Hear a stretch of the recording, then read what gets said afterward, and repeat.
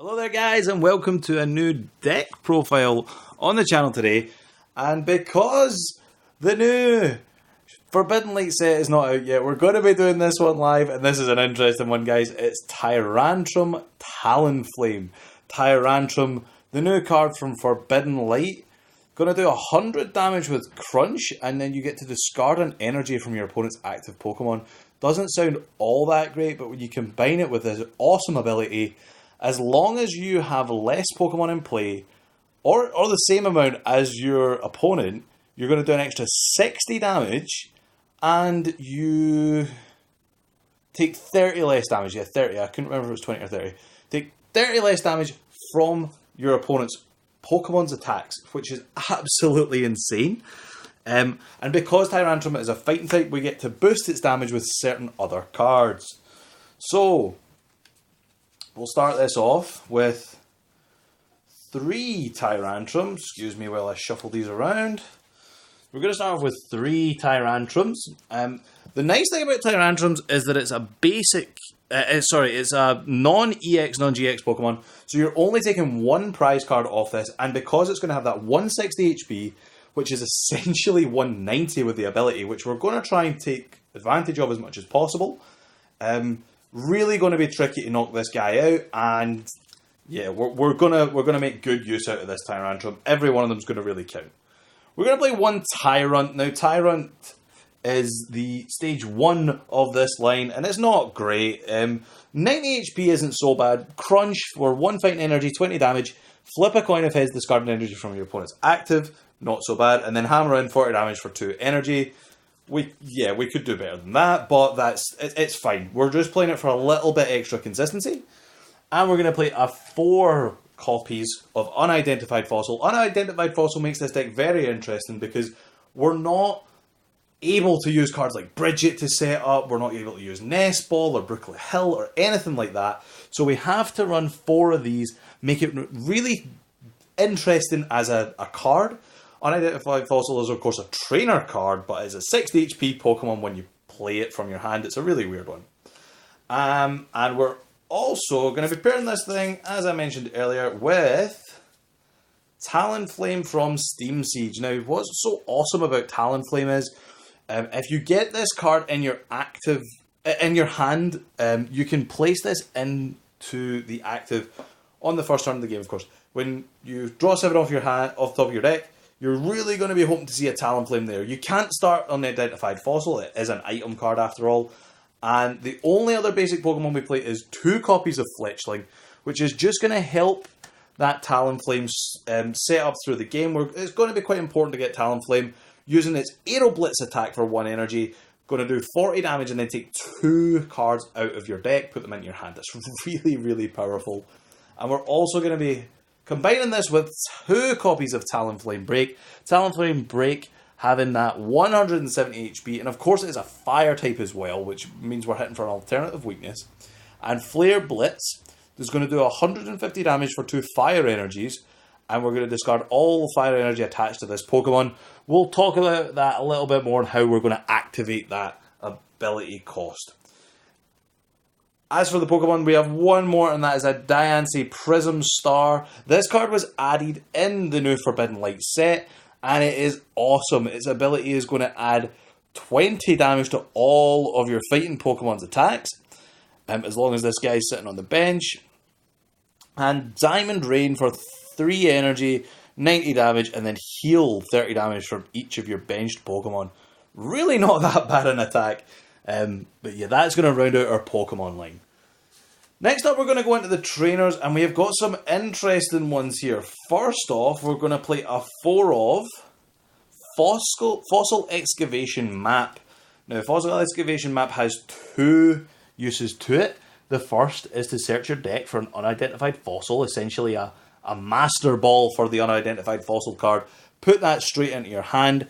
Really, really awesome card in this deck because we're really focusing on getting these unidentified fossils out. The second use is you can just grab an unidentified fossil from your discard pile, which again is absolutely awesome. Because we're focusing so hard on unidentified fossil as our basic, we only play 2 copies of Ultra Ball, which is quite unusual for decks, but I think that it's going to be much more useful to play a higher count of the Fossil Excavation map, and just keep the Ultra Balls down low.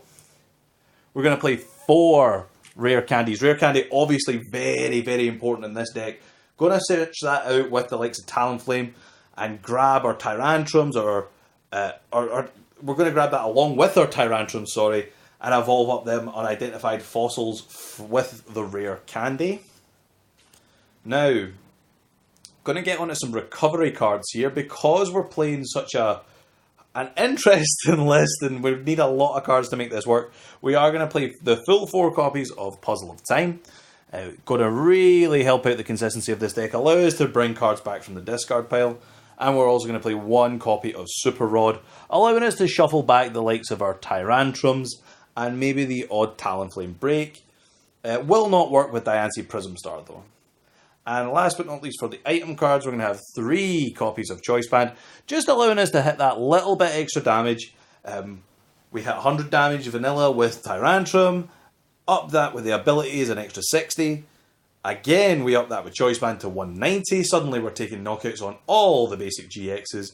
And then with, we up that with 30 with Choice Band, and then we up it with another 20 with Diancie, and suddenly we're hitting 210 damage, knocking out the likes of Galissapod, and well, Zoroark's already going down, but anything with 210 HP, and that's really our max for this deck.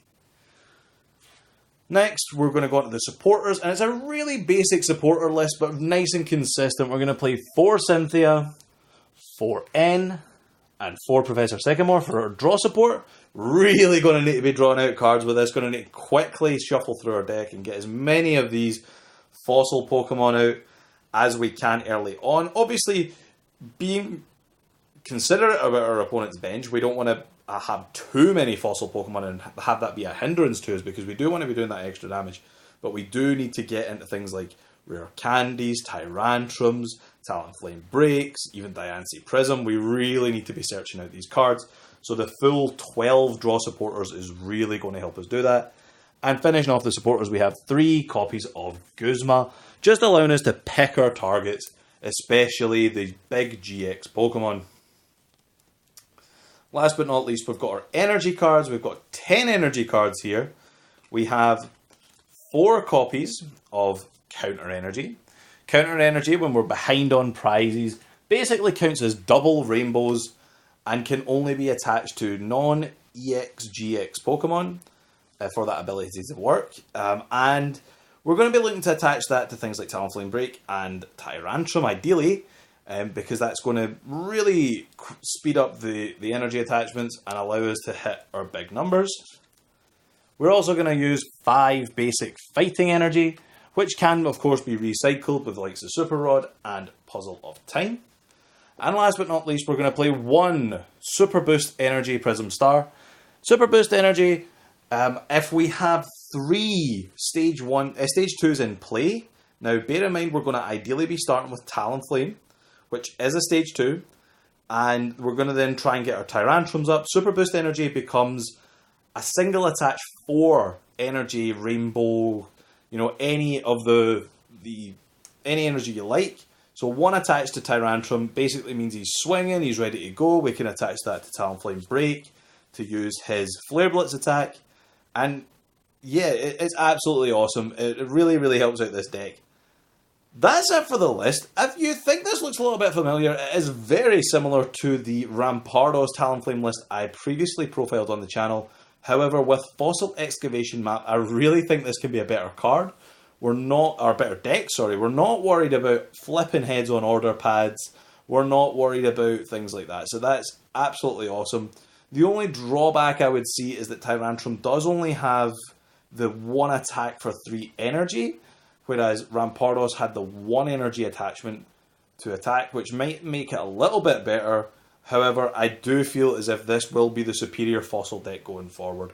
I don't think Rampardos will see the light of day after this. I think Tyrantrum is heads and shoulders just better as a card. Yes, it's bigger energy attachments. Yes, it's just as clunky as the old deck. However, with Fossil Excavation Map and Diancie Prism Star, we really start to hit the numbers and we really start to see how this deck can go. Guys, if you've enjoyed the video, please leave a like below. We're going to be doing a few more of these live deck profiles for you. Myself, Jacob, and Ian are all going to take a go at them. See what we're thinking about for Ultra Prism. This is my choice for a little budget fun deck. This is super cheap. We see no GX Pokemon, certainly no Tapu Lele's. There's 2 Prism Star cards in there, and I don't even think they're all that expensive. Diancie may be the most expensive card in there, and honestly, it's one of those. Like, it really does help the numbers, but if you don't have the Diancie, I do think the deck can still run. You will just be maxing out at 190 damage rather than the 210. You are hitting Zoroark for weakness, so that's something to bear in mind. And you can also hit Golisopod for weakness using the Talonflame break. However, I feel if you come against something like a Ninetales, something like a... Ninetales is definitely the big one. If you come across stuff like that regularly, maybe even Glaceons or other evolutions, you're not hitting them for knockout with their 200 HP. So definitely, the Diancie Prism Star will make the deck a hell of a lot better. However, if you don't have it, you could probably still run, and it may still be okay. Quick note on the Fletchling. You're definitely going to want to use this Fletchling with 50 HP, and not the one that I could find earlier on in the day, which was this one with only 40 HP from Steam Siege.